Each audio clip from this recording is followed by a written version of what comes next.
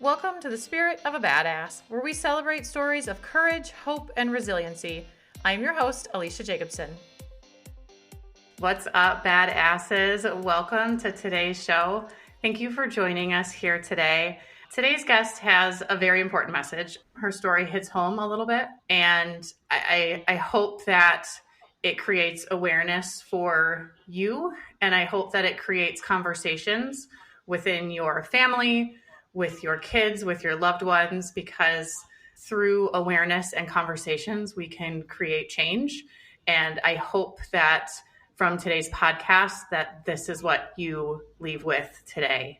My guest, Michelle Kullman, has been active in the Madison business community for over 30 years, from being the youngest and first female general manager of Adams Outdoor Advertising, to the publisher and co-owner of Brava Magazine, to owning and operating the Madison Play It Again sports franchise, which she turned around to a thriving business and recently sold. Since losing her beloved 18-year-old son, Cade Reddington, almost 2 years ago, Michelle has been a fierce warrior mom and passionate advocate for building more awareness around the fentanyl poisoning epidemic facing our youth in our nation. Hi, Michelle. Thank you so much for being here. How are you today? Today, I actually am feeling really good. Yes, I've been dealing with some really bad back pain for the last 8 weeks, and today is the first day I feel free from it. Oh. So it's a really good day. Well, I'm glad that today you're feeling good. Yeah, thank you.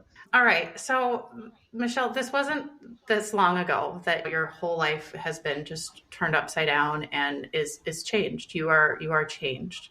So Thank you for one. And I just want to just kind of acknowledge and bring space to that this wasn't that long ago. So a lot of people, when I speak with them, the things that they've experienced have been 5, 10, 15 years ago. So this is very fresh. And also in that short time, you have made a big impact and done a lot of things. And I'm really thankful that today can hear your story and then hear about your mission that you're now on.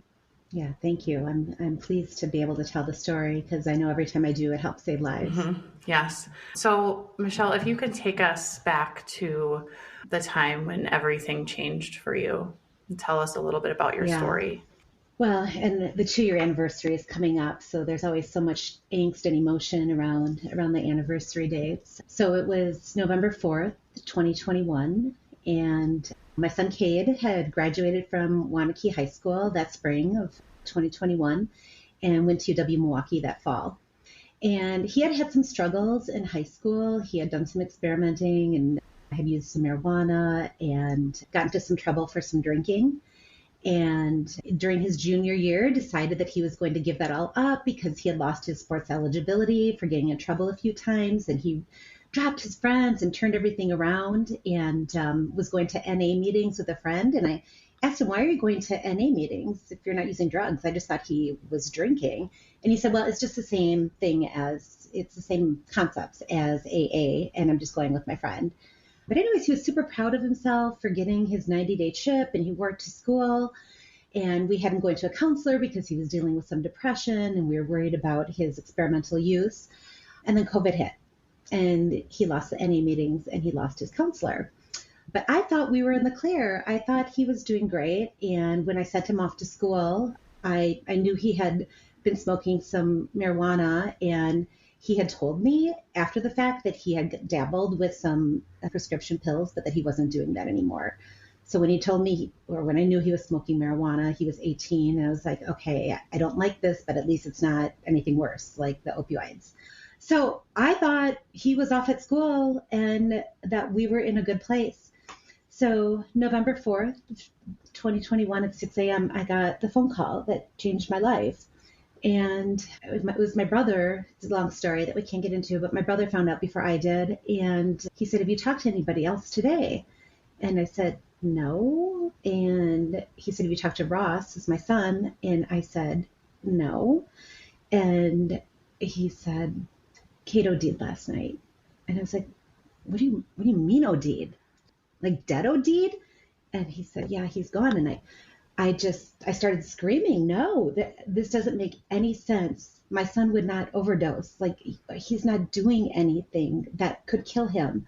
How can this be? I had no concept of understanding how my son would have overdosed. So then I started hearing about how there was people that were dying from these blue M30 pills, Percocets, but they weren't Percocets, they're fake, they're pressed with fentanyl. So in the coming days after that, I started hearing this, and then we got the toxicology report back, and we found out that the only thing in Cade's system was 100% fentanyl. And he had been drinking some that night, but that was not the contributing factor. It was the fentanyl. So here he told somebody that he took a Percocet, and there was no oxycodone in that pill. It was 100% fentanyl. So then in the coming week, when we were starting to plan for the funeral, my brother was looking on the web, trying to dig into what was going on, and he came across the DEA's website. And the DEA had started this campaign called One Pill Can Kill. And then in the week after that, the news came out that there was 100,000 overdose deaths in the last year, primarily driven by fentanyl. So my head exploded. I thought, how can all of these people be dying? And I have never heard of fentanyl. And these kids did not know that this was in the pills. And I kind of went ballistic because I was so angry that we have all these people dying in our country and that nobody was talking about it. And then about a week later, I had a mom reach out to me on social media, giving me condolences, and we quickly put it together that her son died in the same dorm at UW-Milwaukee 9 months prior from a Percocet that was fentanyl. And the school did absolutely nothing to educate students about it. They just wanted to sweep it under the rug. And I had even asked the dean of students, I said, how many drug overdoses have you had on your campus in the last year? And he said, I don't know, I'll have to get back with you. He called me back a week later and said, yeah, Cade's the first one this year. And then the mom reached out to me after that. So it's like, he's lying. Why is he lying to me? They're trying to just hide this. So, and a little bit more about Cade's story, about what happened that night. And this is why it's so important for education for kids to know what is going on, and that fentanyl is in every single drug now in the illicit drug supply. It is in marijuana, it's in cocaine, it's in prescription pills, it's in vape pens. It's everywhere because it's super highly addictive, and first time use will get you addicted. So if you don't have a high tolerance for it, it can kill you, or it's going to get you addicted right away. So anyways, what happened that night was Cade was out, and then he came back, and he got the pill when he was out of his dorm. He came back to his dorm, and he found a girl that he was friends with, and he said, I took a perk and I feel yucky. And then they went back to his dorm room, and he laid down in a beanbag chair, and he was surrounded by his suite mates, great kids from the Neenah area. He had just met them, and they had no experience with drugs. It was not in their realm at all. So when Cade laid down in the beanbag chair, everybody just thought he fell asleep. So they were on their computers working around my son as he was dying and had no idea. And so I kept thinking, what if the school, when Logan passed away earlier that year, would have taken that as an opportunity to educate the incoming freshmen on fentanyl? Like, these kids could have known, the girl that he told who could have known that you could die from that. She had no idea. And now this poor girl has to live with this. And these poor boys too, that their friend died right behind them. And by the time they realized that there was something wrong, they weren't trained on the symptoms. So they went and Google searched. They didn't call 911 right away. They Google searched the symptoms and matched up that his fingernails were blue and that he had shallow breathing, that his pulse was not strong. And then they went and got the RA on the floor below, and then 911 was called. And the UWM police carry Narcan. They were in that building. Their office is in Sandberg Hall. Just think if the girl had heard that there was fake pills and that you could die from it, she could have said, Cade, I'm going to get Narcan and I am going to sit with you and make sure you're okay. But she didn't have that opportunity because she had no idea. That is why I am on this mission it is the most horrific thing I think that anybody can ever suffer through is losing your child. And my goal is to make sure that other parents don't have to suffer from this type of loss. Yeah. I mean, hearing his story and hearing he was surrounded by people. I mean, Mm-hmm. that's just heartbreaking for one, but then also you said like these other kids, had they had this information, it Mm-hmm. could have been different. Yeah. Or if he knew that there was fentanyl and you could die from it, maybe he wouldn't have taken it. Or maybe one of his friends would have stepped up and been like, dude, you shouldn't do that. You could die from it. Like, there's just so many different things that could have happened if the awareness was out there 2 years ago. Yeah. So tell me about your mission now, because you're on a mission. Yeah, I went full on into the advocacy and awareness. I wanted Narcan in the dorms. I requested a meeting with Tommy Thompson, and he was the interim president of the UW system then. So the Rockwells was the other family who lost their son, and I had a meeting with Tommy Thompson. We told him our stories. This was not on the UW system's radar at all. They were not even looking at fentanyl. They were so stuck in COVID. We requested that he get Narcan in all the dorms and start an education campaign, and we asked him to mandate it. That was in January of 2022. So just 2 months after Cade died, I'm out there meeting with Tommy Thompson. On March 12th, he sent out a letter to all the schools, and he didn't mandate it, but he strongly recommended that all the schools install these Narcan rescue kits in the dorms and start an awareness campaign. And really proud to say that now all of the UW campuses have Narcan in the residence halls except for UW Superior. Okay. So that was a huge accomplishment. Yeah. Can you, Yeah. I know about Narcan, I know about fentanyl, but I've never heard, like, what is a Narcan rescue kit? So it's a box on the wall in the dorms. Or wherever these are, the overdose awareness kit. There's also another organization that calls them, they're called oak boxes. So anyways, it's got 2 doses of Narcan in it, which is it's the opioid reversal drug naloxone, but it's in a nasal spray. Oh, okay. So it's very easy to inject. It's just basically just like allergy nasal spray. And the thing about Narcan is the only thing it does is contradicts the opioids from the drug from attaching to your opioid receptors. So if you did not take an opioid, the drug does absolutely nothing. It's not something that you get addicted to. You don't have any side effect from it. I've been to trainings where they've actually administered it on somebody to show how it works. And its sole purpose is to reverse an opioid overdose. Okay. And I'm a mom. I have 4 teenagers in my house. These are things that we talk about. Is this something that I can get? Can anybody have access to this Narcan? Yeah, and actually it was just made over the counter. So now you can go into Walgreens and buy it, and they probably keep it behind the counter, but you do not need a prescription for it. Okay. That's very good information for parents, because I have heard stories about kids who've been at home, a very similar situation to Cade, except at home, and to have these resources available to you in your home. I mean, that's huge. Right. And there's a lot of families too where kids are finding their parents dead because their parents are using. So it's not just the kids, it's parents too. I'm in this whole new world that I never expected to be in. So now I'm in all these social media groups like Lost Voices of Fentanyl. There's probably 40,000 people in this Facebook group who have lost a loved one. Wow. Yeah. So I hear all the different types of stories. I mean, there's babies across the country that are dying now because they have parents that are drug users in their home. And with the fentanyl, like powder, or they find a pill, there's a lot of babies that are dying now as well. So how are you?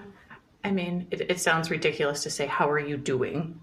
But you have taken just an awful tragedy and you also have grief with it, but then you're also out advocating and creating awareness. So how do you blend all of these together and still be Michelle? Because you are still a woman, a person who's doing all these things and having very, very strong, I imagine, emotions. And I know that grief also shows up in interesting ways and in very unexpected places and spaces. So how are you managing all of this? Yeah. Well, and just to address that, I mean, the pain, it's that first 16 months, I think it was, the pain is It just lives in every single cell of your body 24 hours a day. There's no escape. It's the most horrific thing to deal with. But what I found is that like around that 16-month time frame, I started having a little bit of a shift where it didn't hurt 24/7, but then I started feeling a little bit guilty about that. I was like, how can I start to feel okay when my son is gone? And I had to like really work through those feelings and feel like, okay, I truly believe that he is in a good place. I know that he still exists. I am 100% certain that my Cade spirit is still here. So that gives me comfort. I'm like, he's okay. I have to give myself permission to be okay. And one of the things that's been really helpful is I did sell my business in July, and I'm giving myself a year, I'm calling it a gap year right now, to really tend to my grief and not feel like I have to rush between everything in my life. So one of the things that I'm doing right now is I just started a class at UW through continuing studies, and I'm going to get a certificate to be a grief support specialist. And then in January, I actually have a trip booked to Thailand. I'm going for a month to get yoga teacher trained. And my goal after that is to come up with a grief yoga class and help people move through that pain that gets held in your body and move through their grief through movement.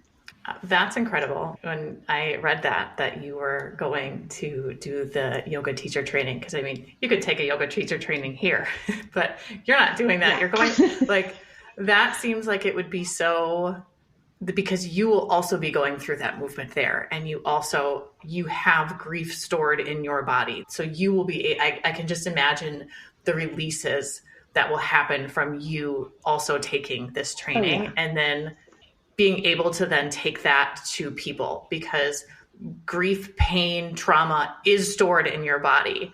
And that is such a gift. I know when I had the gym and I would work with people through training, they would come in one version of themselves and leave completely changed, because the energies that moved through them during physical movement, and they just left happier. So to hear that you're doing that is such a gift to people going through grief. I work with a lot of people that have grief from all sorts of different things.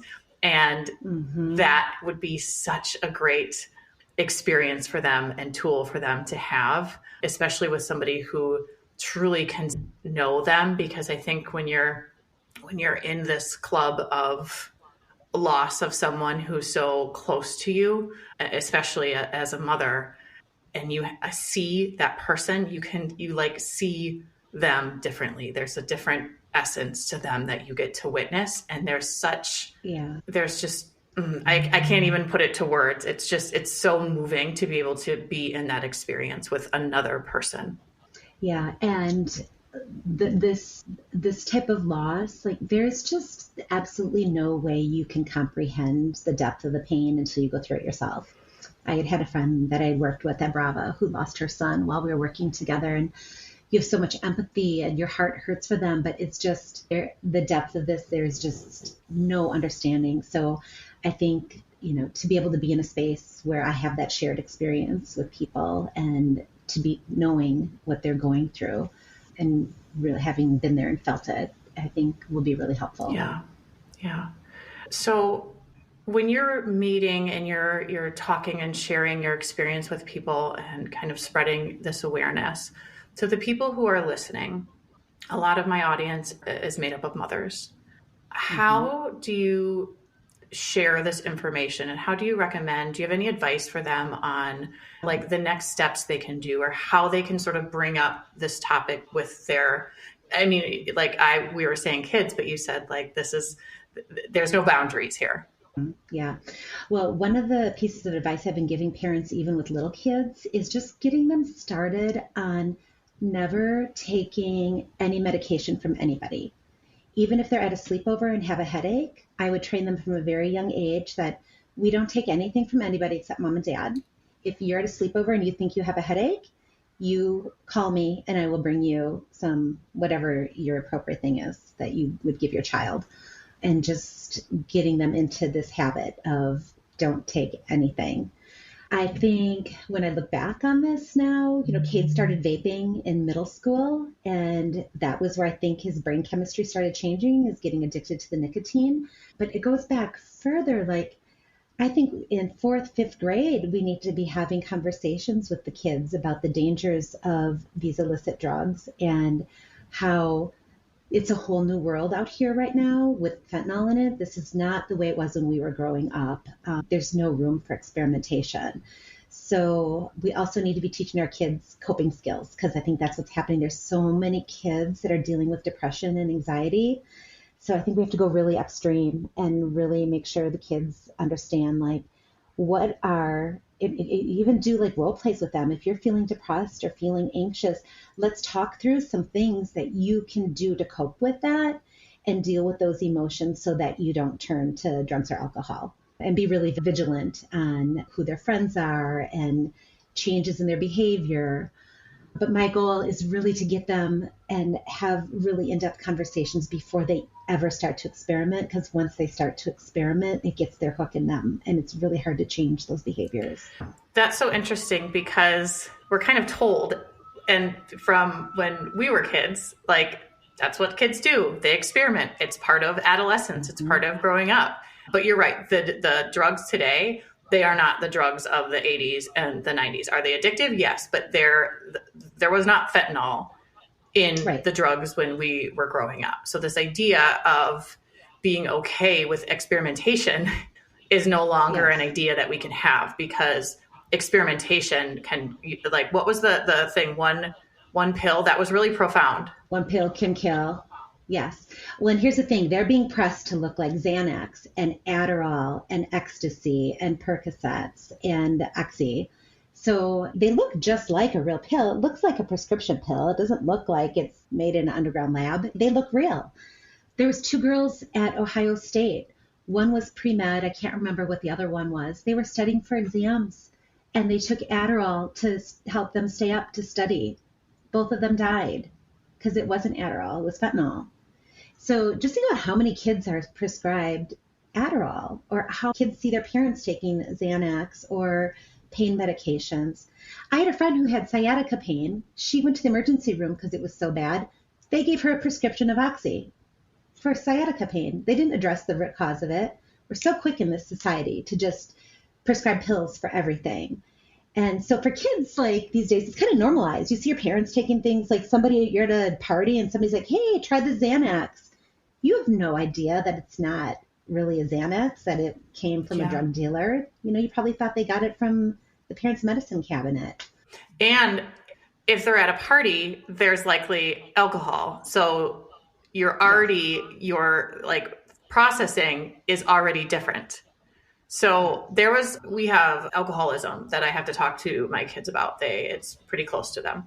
And so we talk a lot about if you're at a party, if you're offered like these things. And one thing that I remember, I don't know if I listened to it, I read it, but it said this isn't just a one and done conversation. You have to be having these conversations all the time, like bringing them up as often as you can, and really, like you said, normalize. This is just part of the things that we talk about, because they'll forget it. And when I work with my clients, I talk about a well-worn path. Like it's like one of those things where you have to like wear the path in their brain of, this is not okay. There is no experimentation. This is not something like, if you're at a party, just say no. Go back to that. We're not taking things that we don't know what it is. All right, badasses, we're interrupting the podcast so I can share how I keep all of my shit together, and that is with a solid morning routine. I have a freebie out because the one thing I hear from all of my clients is that if they had a solid morning routine, they would have a much more on track and productive day. So in the show notes, you can grab my morning routine sheet. You will see all the things that make up a good morning routine, and then you can pick from which ones would be most serving for you and your life and where you are right now, and then start implementing them into your morning so you can have the best day possible. What you said also about kids not taking things that isn't from their parents.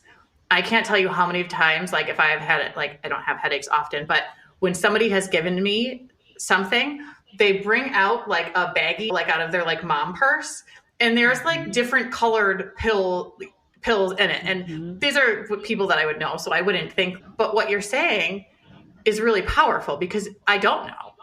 And even thinking of my grandma with like, they have all these like little pills and things all in a bag, here, take this. Like, we can't do No that. more. No more. No. Yeah. So that's the other thing with the kids is to always tell them to, like, you can never take anything from anybody unless it is prescribed exactly to you and it came from a pharmacy, because you have no idea what's in it. And the stories of fentanyl being laced in marijuana, I'm hearing more and more and more stories of people overdosing. And we don't even call it, as parents that have lost our kids to this, we call it a poisoning. Because I think what happens, and this was me too, because I was the mom that's like, that's not going to happen to my family. So I would tune it out. So I think mostly I heard about fentanyl because the rap stars that my kids were into were overdosing on fentanyl. And it was reported as a fentanyl overdose. And I was like, oh, that must be like a really strong drug that they took too much of. But that wasn't even what happened. Like they really loved Mac Miller. Mac Miller was poisoned because he thought he was taking a Percocet and it was fentanyl.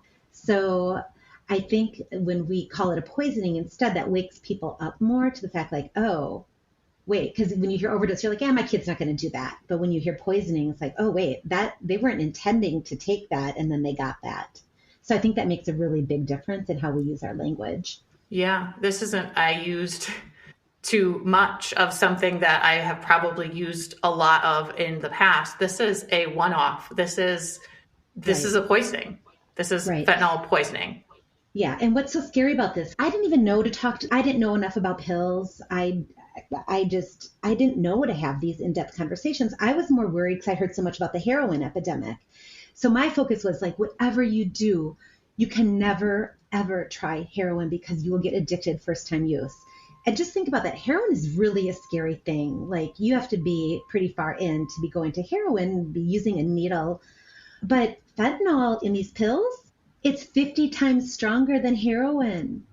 So imagine that, like we're warning our kids to not do heroin because of the addictive power. And now they're just like popping a pill that they think is no big deal. And it's 50 times stronger than heroin. It's absolutely insane. Yeah. And so a lot of people ask me this, well, why would drug dealers want to kill their customers? And the reason why they're doing this is because it is so cheap to produce. It costs them less than a penny to make one pill. And so it's so cheap for them to produce. They're taking that one pill, selling it for $20. And then also it's so highly addictive. So I had a friend of mine whose son, just a couple months ago, I got to see him and he said, Michelle, I have to tell you something. And he said, Cade saved my life. I said, what do you mean he saved your life? Were you hanging out with him? And he said, no. He said, I was addicted to Percocets. And the day Cade died, my mom came into my bedroom and asked if I was still using. And she told me what happened. And he said, I asked her to go to the hospital and I have not used since.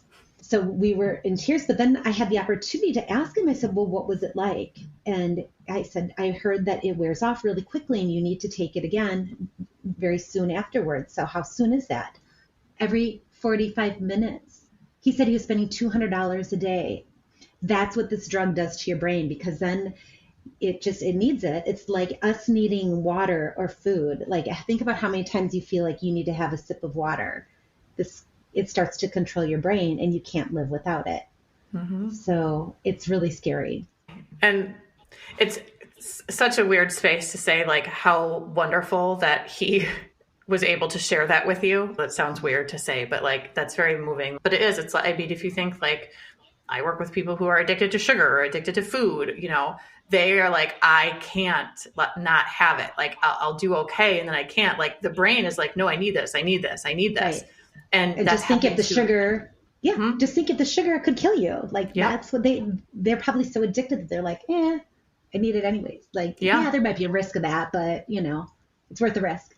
And their prefrontal cortex isn't developed yet. Right. Like it's not going to happen to me, sort of idea. Right. Exactly. I think that's a lot of the mentality. Yes.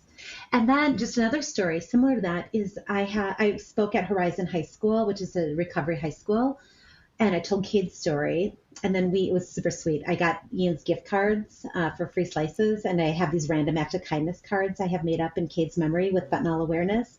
So I took the kids down to State Street and I had them give out Cade's random act of kindness cards with the free slices, and they got a little chance to advocate. But anyways, when we were still at the school, one of the boys raised his hand after I got done telling Cade's story, and he just said, "Can I talk to you one-on-one afterwards?" 16 years old. And he came up and he gave me a hug, and he said, "This story hit really hard on me." And he said, "I overdosed last week, and luckily my parents saved me." And he said, "I took a Percocet and I had no idea until I got drug tested that was fentanyl." So he said, I don't want to do this to my parents. And he said, "I'm going to really work at getting into recovery and getting help." So that was another one. So I have this is what keeps me going too, is that I don't believe that this earth is all there is. I believe that we have a continued existence. And so I'm trying to figure out, like, okay, I have two choices here. I could either like crawl into a hole and live the rest of my life super depressed and sad, or I can take what I have learned and I can make an impact in the world. And I have this vision of all the lives that are being saved in Cade's name by me being brave enough to tell his story, is that when I get to see Cade again someday, he's going to be, "Mom, oh my gosh, I got to tell you about all these lives." And we're going to have so much time for him to, like, I see it on this replay. He's going to be like, "So here, this one kid, like, he went on and did this with his life and he had this impact." And we're going to like explore every single ripple effect of everybody who made a different choice that saved their lives. So I have that beautiful vision every time I get sad, is he's making a huge impact, and he's what's driving me to have the strength to do this. Yeah, you are definitely, you are saving lives. You are saving lives. And when you talk about they went on to do this, like, there are so many experiences that are going to have happened, and people and shifts because of you and because of him, and you being brave enough to share his story. Thank you for doing that. If there are parents out there, because there is a lot of parents who maybe, you told the story of your friend who she went in her son's room and said, "Are you still doing this?" There are parents who have found vapes. There are parents who their kids have struggled. What message do you have for them? Keep loving them. Don't, we have to get rid of the stigma around this. As soon as they get addicted, it becomes a brain disease, not a choice. I would have never, even if I knew Cade was using pills back then, I don't know if I would have understood it enough to know how to handle it. So I would say to understand that this is not something that they have the ability to get over on their own. They're going to need help, and you're going to need to be very, very vigilant. And you just got to do the best you can and keep loving them, love them through it. Yeah, because I'm sure, they probably turn it on themselves. Is this my fault? Have I done something? And then some are worried, what are other people going to think? Yeah. And that's why we have to get rid of the stigma. This is happening to all. I mean, I never would have thought. I was one of those people that would have said, "Not my kid. It's not going to happen to my kid." I can tune that out. But in this, what's going on right now, it could be anybody's kid, or it could be your kid that can save somebody's life. And so that's why everybody needs to be talking about this. And then also recognizing the signs of a drug overdose and to call 911 immediately. There are so many stories out there of that parents that I'm reading where their friends dumped them or left them and didn't call 911 because they were afraid. Or kids that don't want to get their friend in trouble. So one of Cade's friends, who he was really close with, told me, I knew he had started using perks, and I told myself the next time I saw him do it, I was going to call and tell you. Oh, that poor kid too. Okay, so this is really important. This is not only about educating our kids on what they could be taking. This is also educating our kids and people what the signs are, what it's about, what you can do, because if somebody has taken something, you can save their life. Yes. And so this isn't about being worried about getting your friend in trouble anymore. This is about life or death. So I think that's another thing that parents can do is just, have that open dialogue with your kids and say, are any of your friends using drugs at all? What are you seeing? What's happening at school? What's being talked about?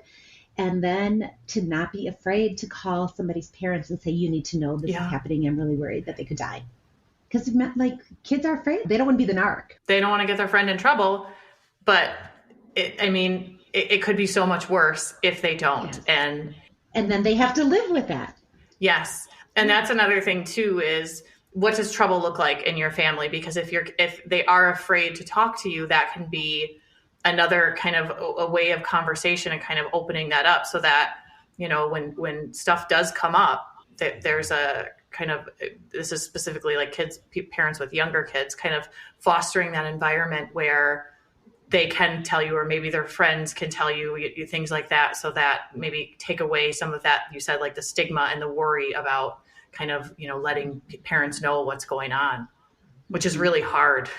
Yeah, because kids they want to keep some of that to themselves. They don't want to share everything. So, yeah. Okay. Anything else that you would like to share with the listeners today? I think, for everybody to just realize that stigma is a big problem and why this topic has not been talked about as much as it should be, and that we can't judge people. I do a lot of posting on Facebook about Cade, and I just recently got barraged by trolls saying things like, junkie, deserve to die, don't use pills, duh. If you're stupid enough to buy pills off the street, you deserve to die. Just like a barrage of horrible comments like that. And those are the people that are willing to like put it out there on social media and say it. And I know there's a lot more people that think that. So I just want to make sure that people understand that this can happen to anybody. Nobody is immune. Kids make mistakes and kids are going to experiment, and just to not judge anybody who is either dealing with a drug addiction or alcohol addiction themselves, or have a child that they're dealing with that is dealing with that, because people are afraid. Like, that was really hard for me to hear those things. Yesterday, all morning, I had to deal with my emotions around that. And so really it's hard to hear those things, but I have to be resilient to that. But that is why people don't put themselves out there and talk about this, because they don't want to be judged. So please do not judge. Yeah. Are those real people that are posting those things? Like, I don't know if they're computer generated or what, but they seem like real Facebook pages. I didn't dig into it that far. Oh, I'm sorry. That's horrible. But yeah, I can see, like, if somebody reads that, they think, I don't want to share. I don't want to bring this up. Or if they hear somebody say that, I've never heard anybody say anything like that. I think I can feel my inner Enneagram 8 coming out and wanting to like go to your social media and like take these people out. That's just, no, that's not okay. That's not okay. Because if people are afraid to share, like, we have to, like, that, and this is like with anything, people have to feel safe enough to be able to share. The stigma of all things, like mental health, right? We have to remove that. Yeah. Or my friend whose son was in this addiction, she didn't ever tell me. And she said it was his story to tell me, that he wanted to talk to me about it. But even when she was going through it, she kept it secret. So, because people don't want people to know what's going on, and they're embarrassed. Yeah. Yeah. I have a women's circle that I have. And when I do this circle, every single time the women are so thankful, because they're like, I feel like I'm not alone. And when we were in it this week, they had said, I just feel so connected. It's just so good hearing other people's stories. Like, I have those same things. And none of these women really knew each other beforehand. None of them. They're just a small sampling. And I'm like, these people are out there all not sharing because they're afraid to show up as they are. So please, like, just know that everybody everywhere has something. And the connection that you can make with people by sharing your story is it's huge. And lives can literally be changed by you being vulnerable enough to share your story. And for you, I'm so grateful that you're here. I am so thankful that people can hear your message and then create conversation. And you absolutely save lives and change families. Thank you.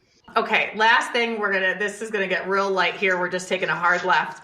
Share your number one life hack or tip that has helped you save time, energy, or resources. How about emotional resources of let that shit go? Ooh, I like it. How do you let it go? Do you have a a way or a ritual or something that you're able, because it's easy to say, let that shit go, but do you have a way that you're actually able to like release it? I've experienced the worst thing that could ever happen to me. So when things start to creep into my head that are bothering me, I'm like, that doesn't even like, it's just, that is not the worst thing that has happened to me. I got to just let that go because I've suffered way worse and I'm strong enough to get through this and it doesn't even matter. So I just like try to not let it take up real estate in my brain. Yeah. Yeah. You're putting it in perspective of like, I have been through so much. I've been through the worst, but also like what actually matters right now. And yeah. Okay.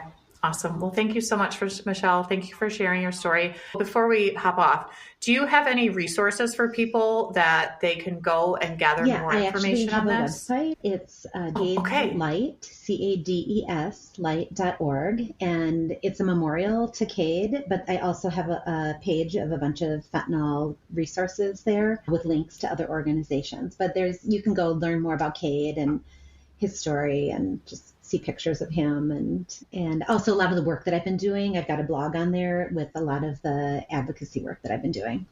Okay. Thank you. We'll list that in the show notes. So go check that out. And also this is one, share with your people, send this podcast on, take the links and share them, because this is something that we need to spread awareness on and share Michelle's story and Cade's story.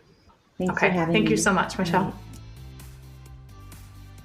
Spirit of a Badass is a Lit Path Studios podcast and is produced by Jamie Gale and Alecia Jacobson. Music by Shane Ivers. We'll be back with another inspiring interview. Until then, keep your spirits high and your energy badass.